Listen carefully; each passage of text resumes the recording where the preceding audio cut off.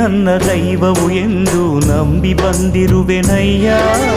ನೀನೇ ನನ್ನ ದೈವವು ಎಂದು ನಂಬಿ ಬಂದಿರುವೆನಯ್ಯ. ಕಷ್ಟಗಳೆಲ್ಲವ ಪರಿಹರಿಸಿ ನನ್ನನು ಸಲಹಯ್ಯ.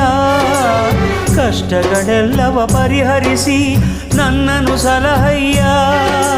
ನಿನ್ನಡಿಗೆ ಬಂದು ಶಿರವಾಗಿ ನಿಂದೆ ದಾರಿ ತೋರಯ್ಯ ಮುಂದೆ, ದಾರಿ ತೋರಯ್ಯ ಮುಂದೆ.